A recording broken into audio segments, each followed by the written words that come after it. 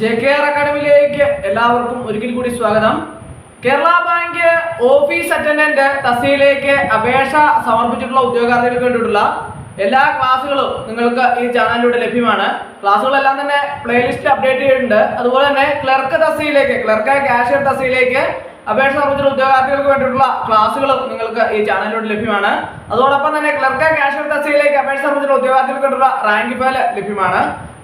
ഇനി നമുക്ക് ഇന്നത്തെ ക്ലാസ്സിൽ ഓഫീസ് അറ്റൻഡന്റ് തസ്തികയിലേക്ക് അപേക്ഷ സമർപ്പിച്ച ധാരാളം ഉദ്യോഗാർത്ഥികൾ എന്നോട് ചോദിക്കുകയുണ്ടായി, സാറേ ഇതിന്റെ ജോബ് പ്രൊഫൈൽ എന്താണ്, ഇതിന്റെ ഡ്യൂട്ടീസ് ആൻഡ് റെസ്പോൺസിബിലിറ്റീസ് എന്തൊക്കെയാണ്, പ്രൊമോഷൻ സാധ്യതകൾ എന്തൊക്കെയാണ്, അതുപോലെ തന്നെ ഇതിന്റെ ശമ്പള സ്കെയില് എങ്ങനെയാണ് വരുന്നത്, ഇതിന്റെ പ്രൊബേഷൻ കാലാവധി എത്രയാണ്, ഇങ്ങനെയുള്ള ധാരാളം ചോദ്യങ്ങളാണ് ഉദ്യോഗാർത്ഥികളുടെ ഭാഗത്തു നിന്ന് ഉണ്ടായത്. അപ്പോൾ അതിനെക്കുറിച്ച് ഒരു ക്ലാസ് ചെയ്യാമോ എന്ന് ചോദിച്ചതിന്റെ അടിസ്ഥാനത്തിലാണ് ഞാൻ ഇന്നത്തെ ക്ലാസ് അറേഞ്ച് ചെയ്തിട്ടുള്ളത്. നമുക്ക് ആദ്യം ഇതിന്റെ ശമ്പള സ്കെയില്, ഓഫീസ് അറ്റൻഡന്റിന്റെ ശമ്പള സ്കെയിൽ എന്ന് പറഞ്ഞാൽ 16,500 44,050 വരെയാണ് ഇതിന്റെ ശമ്പള സ്കെയില് വരുന്നത്.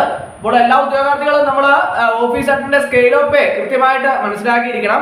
അതോടൊപ്പം തന്നെ ഇതിന്റെ ഈ ഓഫീസ് അറ്റൻഡന്റിന്റെ പ്രൊബേഷൻ കാലാവധി എന്ന് പറഞ്ഞാൽ 1 വർഷമാണ് പ്രൊബേഷൻ കാലാവധി പറഞ്ഞിട്ടുള്ളത്. അത് നോട്ടിഫിക്കേഷനിൽ കൃത്യമായിട്ട് മെൻഷൻ ചെയ്തിട്ടുണ്ട്. അതുപോലെ തന്നെ ഒരു പ്രധാനപ്പെട്ട കാര്യമാണ്, ഈ ഓഫീസ് അറ്റൻഡന്റ് ജോലിയിൽ പ്രവേശിക്കുന്ന ഓരോ ഉദ്യോഗാർത്ഥിയും പ്രത്യേകമായിട്ട് മനസ്സിലാക്കിയിരിക്കേണ്ട കാര്യങ്ങളാണ്. ഇവരുടെ ജോലി എന്താണ്, അല്ലെങ്കിൽ ഇവരുടെ ഡ്യൂട്ടീസ് ആൻഡ് റെസ്പോൺസിബിലിറ്റീസ് എന്തൊക്കെയാണ് എന്ന കാര്യങ്ങളെ കുറിച്ച് നമ്മുടെ വ്യക്തമായിട്ടുള്ള ഒരു ധാരണ എല്ലാ ഉദ്യോഗാർത്ഥികളും ഉണ്ടായിരിക്കണം. അപ്പോൾ നമ്മൾ ഒരു ഓഫീസ് അറ്റൻഡന്റ് ആയിട്ട് ജോലിയിൽ പ്രവേശിച്ചു കഴിഞ്ഞാൽ നമുക്ക് പ്രധാനമായിട്ടും അവിടെ പല പല ജോലികൾ ഉണ്ടാവും. ഈ ഇൻവേഡ് ഔട്ട്വേഡ് രജിസ്റ്റേർഡുകളൊക്കെ മെയിൻറ്റെയിൻ ചെയ്യണം. കാരണം മറ്റ് തങ്ങളുടെ ഓഫീസിലേക്ക് വരുന്ന ഫയലുകളെല്ലാം തന്നെ അത് ഇൻവേഡ് രജിസ്റ്ററിൽ കൃത്യമായിട്ട് എഴുതി സൂക്ഷിക്കുകയും അതുപോലെ തന്നെ ഔട്ട്വേഡ് രജിസ്റ്ററിൽ അത് കൃത്യമായിട്ട് നമ്മുടെ ഓഫീസിൽ നിന്ന് പോകുന്ന ഫയലുകളൊക്കെ തന്നെ കൃത്യമായിട്ട് ഔട്ട്വേഡ് രജിസ്റ്ററിൽ കൃത്യമായിട്ട് എഴുതി സൂക്ഷിക്കുകയും ഡേറ്റ്, സമയം ഉൾപ്പെടെയുള്ള കാര്യങ്ങൾ കൃത്യമായിട്ട് എഴുതി സൂക്ഷിക്കുകയൊക്കെ വേണ്ട ഒരു കാര്യമാണ്. അപ്പോൾ ഇൻവേഡ് ഔട്ട്വേഡ് രജിസ്റ്ററുകൾ കൃത്യമായിട്ട് മെയിൻറ്റെയിൻ ചെയ്യുക എന്നുള്ളത് വളരെ പ്രധാനപ്പെട്ട ഒരു ജോലിയാണ്. അതോടൊപ്പം തന്നെ ഓഫീസിൽ ധാരാളം ഉദ്യോഗസ്ഥരുണ്ടാവും. അപ്പോൾ അവർക്കൊക്കെ വേണ്ട കാര്യങ്ങളെല്ലാം തന്നെ, സഹായങ്ങളെല്ലാം തന്നെ കൃത്യമായിട്ട് ചെയ്തു കൊടുക്കുക. ഇപ്പോൾ നേരത്തെ എന്ന് പറഞ്ഞാൽ ഫയലുമായിട്ട് അങ്ങോട്ടും ഇങ്ങോട്ടും ഒക്കെ പോകേണ്ട ഒരു സാഹചര്യങ്ങളൊക്കെ ഉണ്ടായിരുന്നു. ഇപ്പോൾ കമ്പ്യൂട്ടറിന്റെ മേഖലകൾ വളർന്ന സാഹചര്യത്തിൽ കമ്പ്യൂട്ടറുമായിട്ട് ബന്ധപ്പെട്ടുള്ള വർക്കുകളൊക്കെ കൂടുതൽ നടക്കുന്നതിനാൽ അതുമായിട്ട് ബന്ധപ്പെട്ട കാര്യങ്ങളാണ്, ഫയലുകളാണ് കൂടുതലായിട്ടും നമ്മൾ നീക്കാനുള്ള. മെയിലുകൾ അയക്കാനും മെയിലുകൾ റിസീവ് ചെയ്യാനും ഒക്കെയുള്ള ധാരാളം വർക്കുകളൊക്കെ ഉണ്ടാവും. അതിനൊക്കെ വേണ്ട കൃത്യമായിട്ടുള്ള അവർ മേലുദ്യോഗസ്ഥന്മാർ പറഞ്ഞു തരുന്ന കാര്യങ്ങളൊക്കെ തന്നെ കൃത്യമായിട്ട് ചെയ്യേണ്ട ഒരു കടമ ഒരു OA സംബന്ധിച്ചിടത്തോളം ഉണ്ട്. അതുപോലെ തന്നെ ഓഫീസിൽ വേണ്ട കാര്യങ്ങൾ കൃത്യമായിട്ട്, ഓഫീസിൽ വേണ്ട കാര്യങ്ങൾ, ഓഫീസ് സംബന്ധമായ പ്രവർത്തനങ്ങൾ കൃത്യമായിട്ടുള്ള പരിപാലനമാണ് OAയുടെ മറ്റൊരു പ്രധാനപ്പെട്ട ജോലി. അപ്പോൾ മറ്റ് ഉയർന്ന ജോലിക്കാർക്ക് ആവശ്യമായ സഹായങ്ങളൊക്കെ തന്നെ കൃത്യമായിട്ട് ചെയ്യുക. അതുപോലെ തന്നെ അവർക്ക് വേണ്ട കാര്യങ്ങളൊക്കെ തന്നെ അവരിലേക്ക് ഫയലുകളൊക്കെ തന്നെ കൃത്യമായിട്ട് എത്തിച്ചു കൊടുക്കുക. ഫയലുകളൊക്കെ തന്നെ കൃത്യമായിട്ട് സൂക്ഷിക്കുക.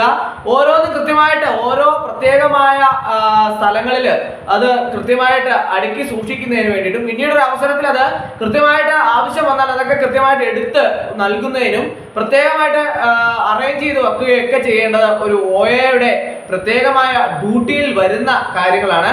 ഇങ്ങനെ ഉള്ള ഒരു ജോലികളാണ്, ഇങ്ങനെ വരുന്ന പ്രത്യേകമായ ജോലികൾ ഉൾപ്പെടുന്നതാണ് ഒരു office attendant duties and responsibilities. അതുപോലെ തന്നെ ഇവരെ സംബന്ധിച്ചിടത്തോളം പ്രൊമോഷൻ സാധ്യതകൾ ധാരാളമായിട്ട് ഉള്ള ഒരു തസ്തികയാണ് OA എന്ന് പറയുന്നത്. അപ്പോൾ അതുമായിട്ട് ബന്ധപ്പെട്ട കുറച്ച് കോഴ്സുകളൊക്കെ തന്നെ നമ്മൾ പ്രത്യേകമായിട്ട് പഠിച്ചാൽ നമുക്ക് മുൻപോട്ടുള്ള നിങ്ങളുടെ പ്രൊമോഷൻ സാധ്യതകളൊക്കെ ഉണ്ടാകുന്ന ഒരു തസ്തികയാണ് OA എന്ന് പറയുന്നത്.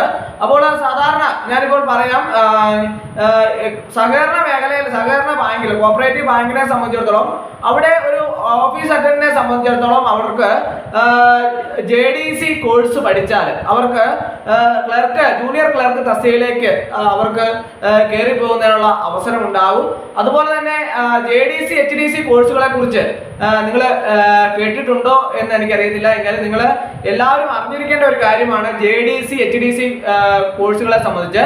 കോപ്പറേറ്റീവ് ട്രെയിനിങ് കോളേജുകൾ കേരളത്തിൽ ഇങ്ങോളമുള്ള ട്രെയിനിങ് കോളേജുകളിൽ JDCയും HDC കോഴ്സുകളും പ്രൊവൈഡ് ചെയ്യുന്നുണ്ട്. പ്രസ്തുത കോഴ്സിലേക്ക് സർവീസിലുള്ള ജീവനക്കാർക്കും ഔട്ട്സൈഡ് ഇൻഡിപെൻഡന്റ് ആയിട്ടുള്ള ഉദ്യോഗാർത്ഥികൾക്കും എല്ലാം തന്നെ പ്രസ്തുത കോഴ്സ് പഠിക്കാവുന്നതാണ്. അപ്പോൾ സർവീസിലുള്ള ഉദ്യോഗാർത്ഥികളെ സംബന്ധിച്ച് ഇതുപോലെ OA പ്യൂൺ തസ്തികകളിലൊക്കെ വർക്ക് ചെയ്യുന്ന ജീവനക്കാരെ സംബന്ധിച്ചിടത്തോളം അവർക്ക് വേണ്ടിയിട്ട് ഡിഗ്രി ഉള്ള ജീവനക്കാർക്ക് HDC ആൻഡ് BM കോഴ്സുകളും ഡിഗ്രി ഇല്ലാത്ത ജീവനക്കാർക്ക് JDC കോഴ്സുകളും നിങ്ങൾക്ക് ലഭ്യമാണ്.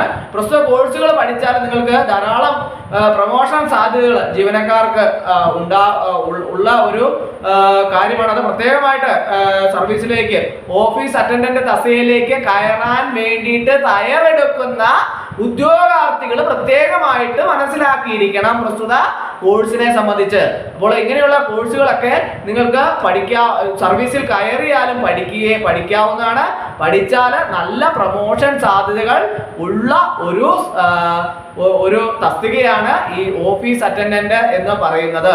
അപ്പോൾ ഇന്നത്തെ ക്ലാസ്സിലൂടെ ഈ തസ്തികയിലേക്ക് ജോലിക്ക് വേണ്ടിയിട്ട് കയറാൻ തയ്യാറെടുക്കുന്ന ഉദ്യോഗാർത്ഥികൾക്കെല്ലാം തന്നെ അവരുടെ ഡ്യൂട്ടീസ് ആൻഡ് റെസ്പോൺസിബിലിറ്റീസിനെ കുറിച്ചും അതുപോലെ തന്നെ അവരുടെ പ്രൊമോഷൻ സാധ്യതകളെ കുറിച്ചും പ്രൊമോഷന് വേണ്ടി പഠിക്കേണ്ട കാര്യങ്ങളെ കുറിച്ച് എല്ലാം തന്നെ നിങ്ങൾക്ക് കൃത്യമായിട്ട് മനസ്സിലായി എന്ന് ഞാൻ വിചാരിക്കുന്നു. അപ്പോൾ നിങ്ങൾക്ക് എല്ലാവർക്കും റാങ്ക് ലിസ്റ്റ് എത്താനും ജോലിയിൽ പ്രവേശിക്കാനും ഉയർന്ന തസ്തികകളിലേക്ക് പ്രൊമോഷൻ കിട്ടി കയറി പോകാനും ഒക്കെ സാധിക്കട്ടെ എന്ന് ആശംസിച്ചുകൊണ്ട് നിർത്തുന്നു. നന്ദി, നമസ്കാരം.